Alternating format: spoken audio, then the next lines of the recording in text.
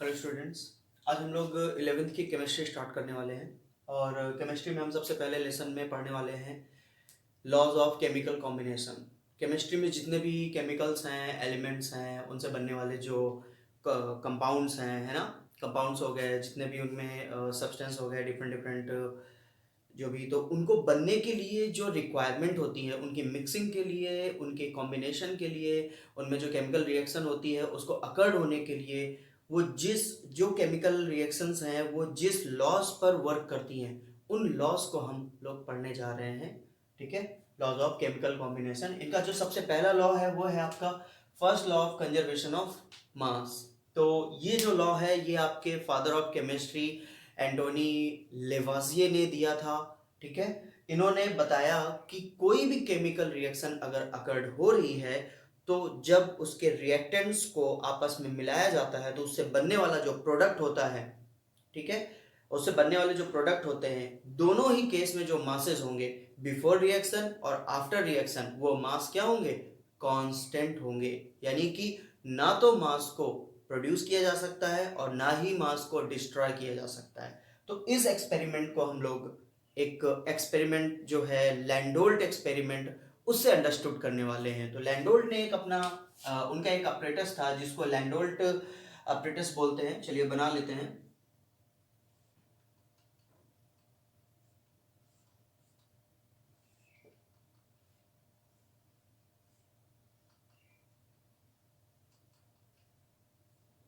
ये लैंडोल्ट एक्सपेरिमेंट का अपरेटस है जिसको कि हम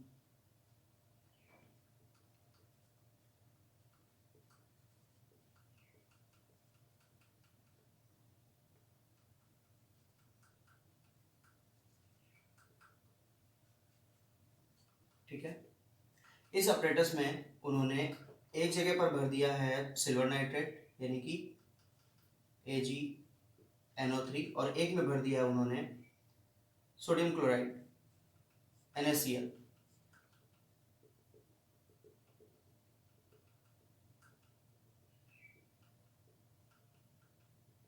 देन उन्होंने इस अपरेटस को टर्न कर दिया। जैसे वो इस अपरेटस को डाउनवर्ड करेंगे तो NaCl और AgNO3 दोनों आपस में मिक्स हो जाएंगे। देखिए,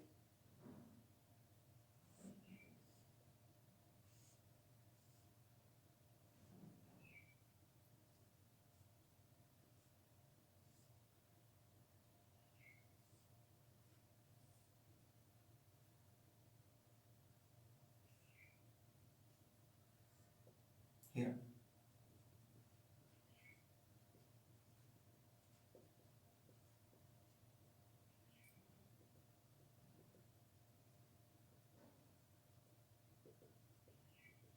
सी, देखते हैं क्या हो रहा है। यहाँ पर जो सिस्टम है वो कुछ ऐसे रन कर रहा है।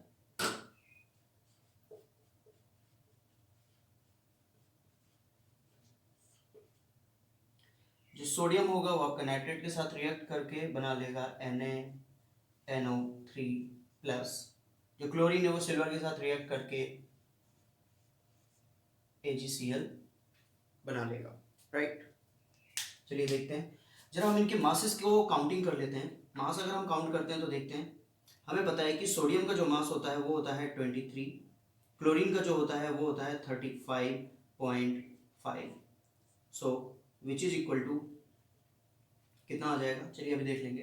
प्लस सिल्वर नाइट्रेट का मास क्या होगा? सिल्वर नाइट्रेट का होता है 108 प्लस नाइट्रोजन का होता है 14 प्लस ऑक्सीजन का होता है 48। कितना? 16 इंटू 3 विच इज 48। अब इन सबको अगर एड अप कर देते हैं तो कितना आ जाएगा, जरा देख लेते हैं। 23, 35.5, 108 प्लस 14 प्लस 48, सी 5, कितना हो गया ये? 8, 16, 4 20, 8 28, और ये कितना हो जाएगा? 5, 2 आ गए, 2, 5 2 7 और 5 12, 2 और 1, 228.5, 228.5। ठीक है, इतना हो रहा है total mass of reactant. See after reaction sodium which is 23 plus 14 plus 48 plus 108 plus chlorine is 35.5। चलिए देखते हैं, इन दोनों को ऐड करेंगे तो ये कितना हो जाएगा, इधर कर लेते हैं, यहीं पे कर लेते हैं, देख लेते हैं 23, या फिर यहाँ पर चेक कर लेते हैं। देखिए 23 है, 14 है, 48 है, उधर 108 है और 35.5, वेयर इट इज 35.5। इन सबको ऐड करने के बाद हमें क्या मिल गया था आंसर 228.5। तो ये आ गया 228.5, जो कि क्या है, प्रोडक्ट है। तो देखिए law of conservation of mass, before reaction जितना मास है, आफ्टर रिएक्शन भी आपको उतना ही मास मिल रहा है। और ये एक्सपेरिमेंट प्रूव हो रहा है लैंडोल्ट एक्सपेरिमेंट के थ्रू। तो अगर आपको एग्जाम में आता है तो आप बिल्कुल इसी तरीके से प्रूव कर सकते हैं। और आपको लिखना होगा the mass of reactant always be equal to mass of product, right. Thank you. अब हम लोग second law of multiple proportion के बारे में बात करने वाले हैं। The law is proposed by John Dalton in 1804, right. यानी कि आपकी डाल्टन्स एटॉमिक थ्योरी आने से पहले ही प्रपोज्ड हो गया था ये लॉ। जब आपका गैलिज़ॉफ गैसियस वॉल्यूम लॉ आया था या गैलिज़ॉफ का गैस लॉ आया था, उस टाइम पे 1802 था। और उसके ठीक 2 साल बाद इन्होंने अपना मल्टीपल प्रोपोजन का लॉ दे दिया था। इस लॉ के अकॉर्डिंग हम लोग इसको समझ लेते हैं। वैसे मैं आपको बता दूं कि as per multiple proportion law, when one element and another element they mix together chemically, they form different type of compounds of these two elements. केवल इन्हीं दोनों एलिमेंट्स के डिफरेंट डिफरेंट कंपाउंड्स बनाते हैं। ओके, फॉर एग्जांपल कार्बन और oxygen मिलकर के carbon dioxide भी बनाता है, कार्बन मोनोऑक्साइड भी बनाता है, और कार्बोनेट CO3 भी बनाता है। आप समझ रहे हैं? तो इस तरह से हम कह सकते हैं कि दो ही एलिमेंट मिलकर के डिफरेंट डिफरेंट 3 कंपाउंड्स फॉर्म करते हैं। और वो जो कंपाउंड फॉर्म हुए हैं उन दोनों में जो दो एलिमेंट का रेशियो है वो एक सिंपल रेशियो होता है, जिसको हम बोलते हैं मल्टीपल प्रोपोजन। ग्रेट, चलिए देखते हैं, एक एग्जांपल के साथ देख लेते हैं इसको। For example nitrogen reacted with oxygen. अब इसके कई सारे ऑक्साइड्स बन सकते हैं, ठीक है। नाइट्रोजन और ऑक्सीजन मिल करके N2O, जिसको कि हम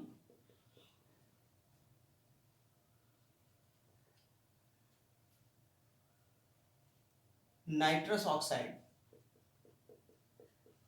भी बोलते हैं, नाइट्रस ऑक्साइड बना सकते हैं, या फिर NO,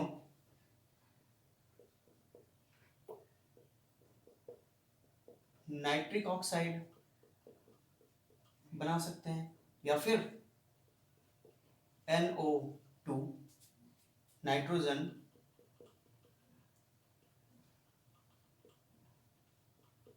डाई ऑक्साइड बना सकते हैं, या फिर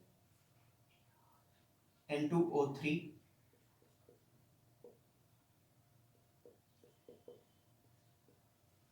नाइट्रोजन ट्राइऑक्साइड बना सकते हैं, या फिर N2O4 नाइट्रोजन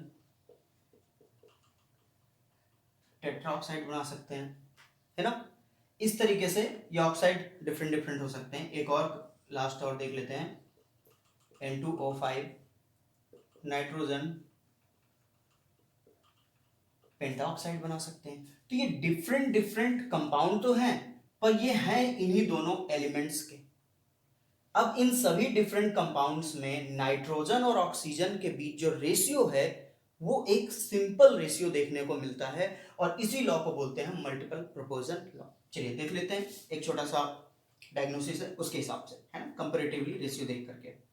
यहां लिख लेते हैं कंपाउंड, और इधर लिख लेते हैं एलिमेंट, एलिमेंट डाउनवर्ड है और कंपाउंड हॉरिजॉन्टल में रहेंगे। चलिए, सबसे पहले है आपका N2O, देन है आपका NO, देन है आपका NO2, फिर है आपका N2O3, फिर है आपका N2O4, देन है आपका N2O5 पेंटॉक्साइड। चलिए, एलिमेंट की बात करते हैं। एलिमेंट हमारे पास दो हैं इन दोनों के बीच में। पहला एलिमेंट है नाइट्रोजन और दूसरा एलिमेंट है ऑक्सीजन। चलिए देखते हैं इनके कॉम्बिनेशन कैसे कैसे, इनका मास रेशियो चेक करेंगे। मास रेशियो देख लेते हैं। नाइट्रोजन यहाँ पर कितनी है, 14 2 28 और ऑक्सीजन कितना है यहाँ पर 16। यहाँ नाइट्रोजन कितना है 14 है, ऑक्सीजन है यहाँ पर 16। देन नाइट्रोजन है आपका 14, ऑक्सीजन है आपकी 32। नाइट्रोजन है आपका 28, ऑक्सीजन है आपकी 48। देन नाइट्रोजन है आपका 28, ऑक्सीजन है 64। देखिए 16 4 जार 64। देन नाइट्रोजन है आपकी 28 और बाय मास ऑक्सीजन है आपका 80।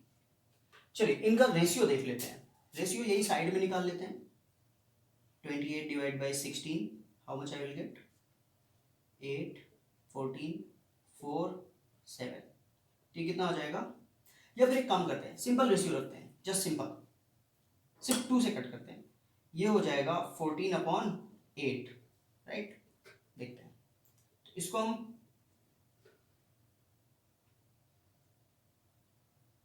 अगर हम इनका मास रेशियो देखें तो ये कितना आ जाएगा 14/8। इन दोनों का मास रेशियो देख लेते हैं तो ये आ जाएगा 14/16। ये हो जाएगा 14 कितना हो जाएगा ये 32।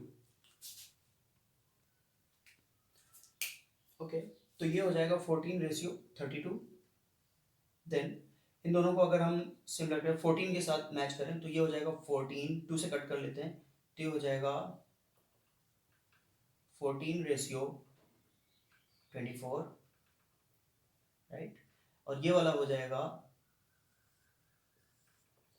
ये हो जाएगा 14 से कट कर लेते तो ये हो जाएगा 14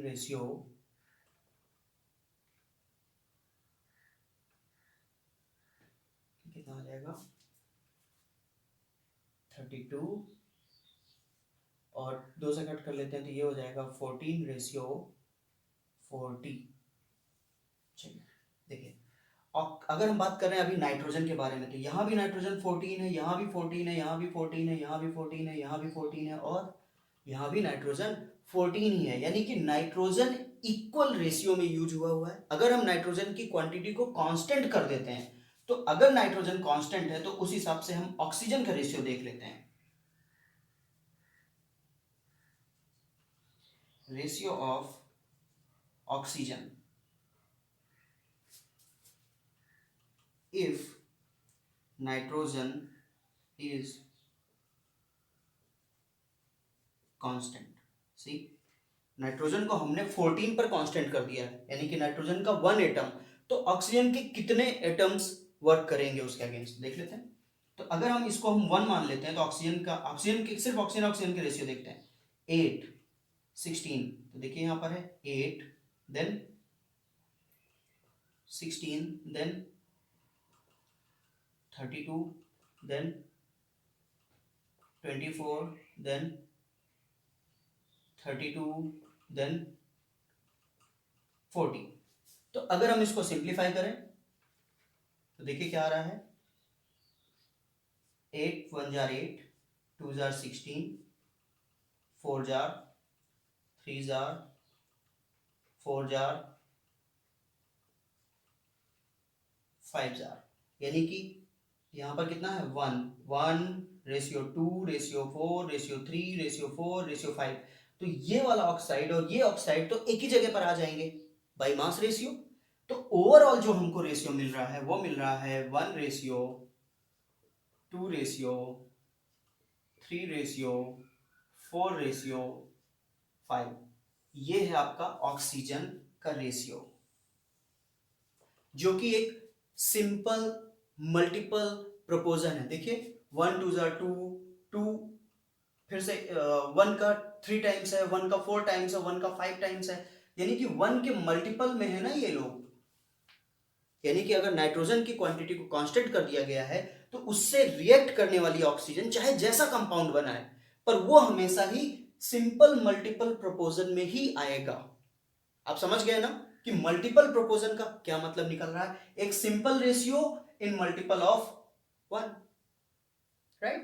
तो ये हो गया आपका सेकेंड लॉ ऑफ मल्टीपल प्रोपोजन। अब हम लोग थर्ड लॉ के बारे में बात करेंगे। Okay students, so third law is known as law of constant composition or law of constant proportion। तो इसका क्या मतलब है, देखिए अंडरस्टूड कर लेते हैं।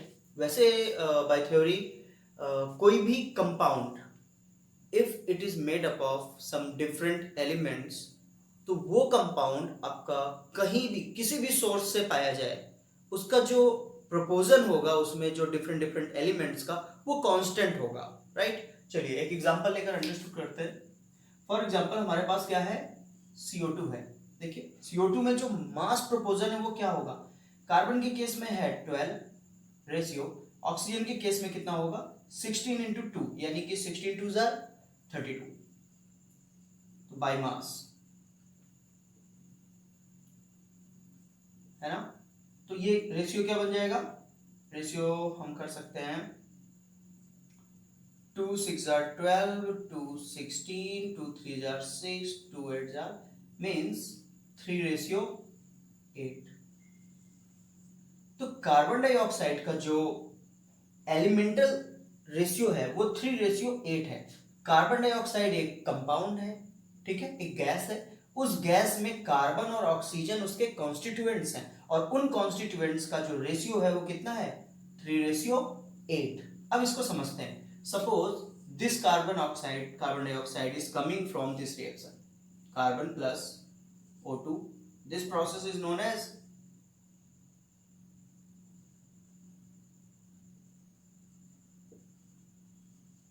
Combustion, burning process.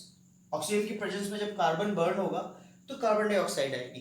तो जो ये कार्बन डाइऑक्साइड आया हुआ है, इस कार्बन डाइऑक्साइड का प्रोपोर्शन 3:8 ही होगा। अनदर रिसोर्स देख लेते हैं। फॉर एग्जांपल लिविंग एनिमल, जब ये ब्रीदिंग करता है, ब्रीदिंग बोल रहे हैं या फिर एक्सेल बोल लेते हैं, एक्सेल करेगा, सांस छोड़ेगा, तो सांस छोड़ने के टाइम पर क्या रिलीज होगी, कार्बन डाइऑक्साइड रिलीज होगी। तो जो कार्बन डाइऑक्साइड रिलीज होगी वो भी यही कार्बन डाइऑक्साइड होगी। यानी कि source of the compound can be anything but the constituents in that compound always be in constant proportion, right. एक और देख लेते। फॉर एग्जांपल कार्बोनेट है हमारे पास, calcium carbonate. Suppose calcium carbonate को हम लोग गर्म करते हैं, है ना, रोस्टिंग बोलते हैं, गर्म कर लेते हैं इसको। जैसे हम इसको हीट करेंगे तो ये बन जाएगा CaO, calcium oxide plus CO2। इस केस में जो कार्बन डाइऑक्साइड निकलेगी, इस कार्बन डाइऑक्साइड का प्रोपोर्शन भी 3:8 ही होगा।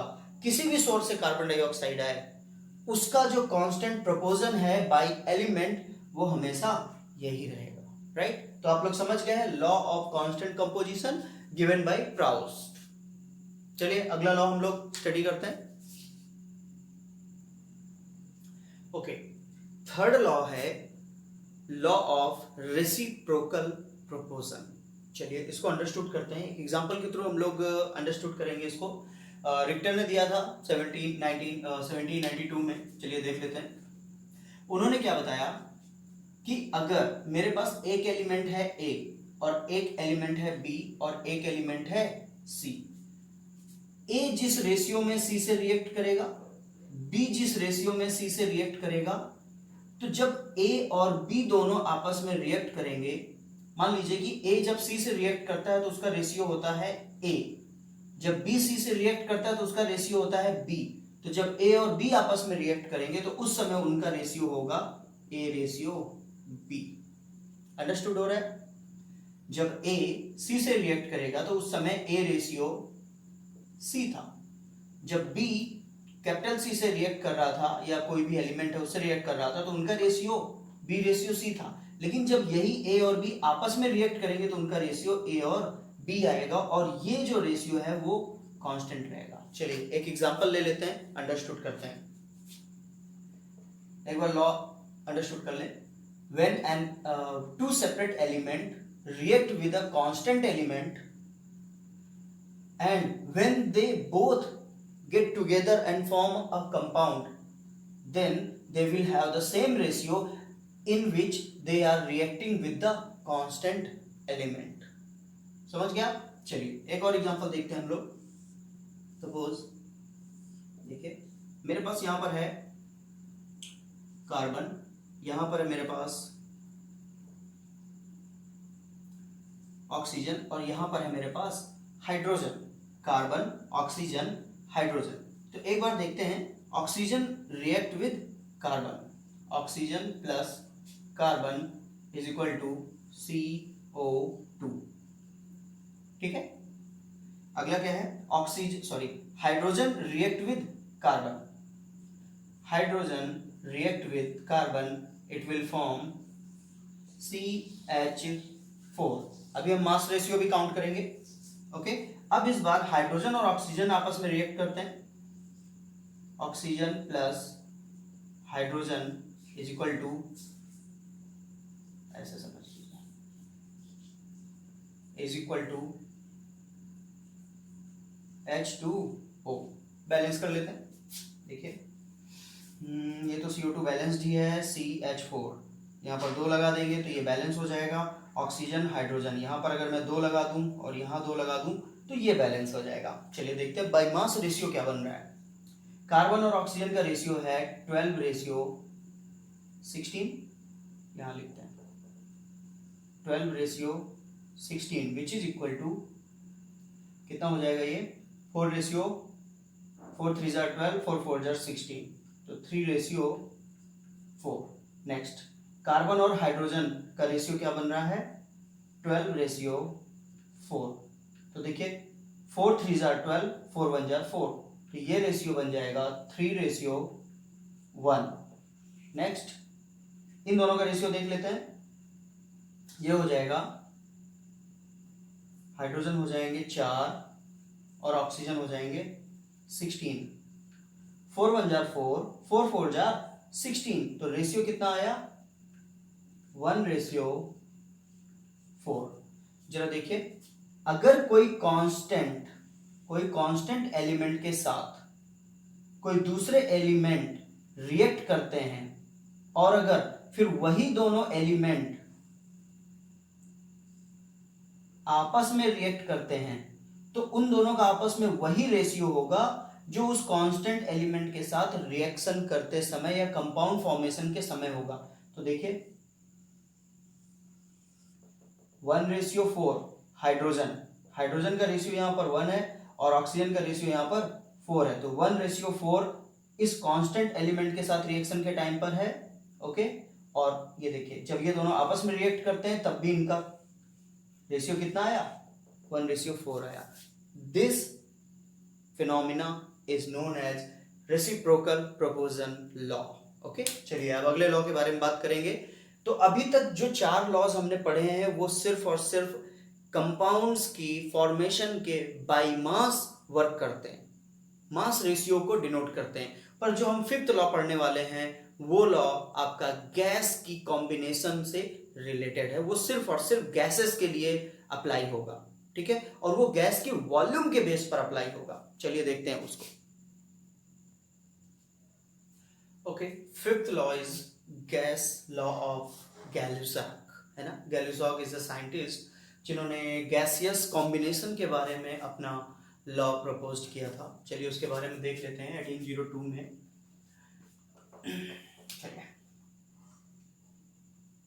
तो गैलुसाक ने बताया हमें कि फॉर एग्जांपल इसको भी एक एग्जांपल से अंडरस्टूड कर लेते हैं, बेटर होगा।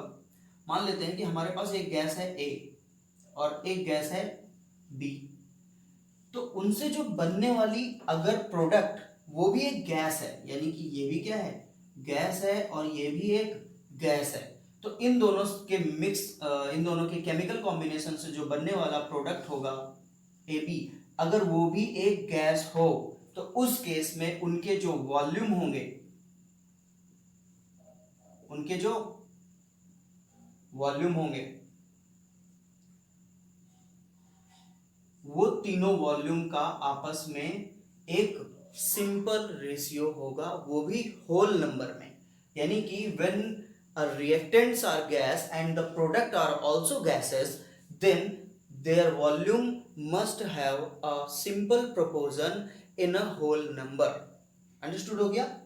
When gases are product and when gases are product and reactant are also product, then their volume must have a simple ratio in a whole number. चलिए एक एग्जांपल ले लेते हैं। फॉर एग्जांपल हमारे पास है हाइड्रोजन प्लस क्लोरीन, क्योंकि hydrogen भी क्या है, आपकी गैस है, क्लोरीन भी आपकी गैस है, तो हाइड्रोजन और क्लोरीन मिलकर बनाती हैं HCl गैस।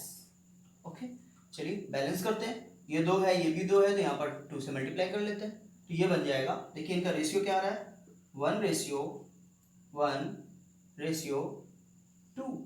यानी प्रोडक्ट और रिएक्टेंट गैसेस और प्रोडक्ट गैसेस के बीच में एक सिंपल होल नंबर का क्या है, रेशियो है उनके वॉल्यूम बाय में। देखो इसका वॉल्यूम कितना है, 1 वॉल्यूम है, ये भी 1 वॉल्यूम है, और ये 2 वॉल्यूम है। समझ में आ रहा है? गुड। चलिए एक और एग्जांपल ले लेते हैं, हाइड्रोजन प्लस नाइट्रोजन। हाइड्रोजन भी एक गैस है, ये गैस का साइन बन गया, गैस का साइन बन गया। आप चाहे तो जी लिख सकते हैं, चाहे तो एरो बना सकते हैं आप साइड। अगर इन दोनों को जोड़ देते हैं तो ये गैसेस बनेंगी NH3 which is ammonia gas. Ammonia gas. अब इसको बैलेंस करते हैं, यहाँ भी 2 है, यहाँ भी 2 है, यहाँ पर 3 है, क्या हो सकता है, यहाँ पर 2 लगा देते हैं, और यहाँ पर 3 लगा देते हैं, 3 2 jar 6, 3 2 jar 6 hydrogen, 2 nitrogen, 2 nitrogen, so it is balanced. चलिए अब इनके वॉल्यूमेट्रिक रेशियो के बारे में बात करते हैं। तो ये कितने वॉल्यूम है, 3 वॉल्यूम है, ये कितने वॉल्यूम है, 1 वॉल्यूम है, और चलिए इनका वॉल्यूम देख लेते हैं, तो ये 2 वॉल्यूम है। देखिए ये एक सिंपल रेशियो है, 3 2 1, यानी 0 से 1 से लेकर के अगर 9 के बीच में कोई भी रेशियो बनता है तो वो एक सिंपल रेशियो कहलाता है, और ये सिंपल रेशियो होल नंबर में, यही तो लॉ है ना।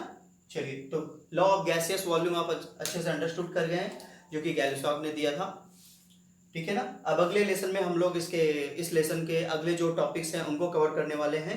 तो ये हो गए आपके 5 लॉज ऑफ केमिकल कॉम्बिनेशन, जिनके ऊपर सभी केमिकल रिएक्शन बेस्ड हैं, जिनके बेसिस पर सारी केमिकल रिएक्शन वर्क करती हैं।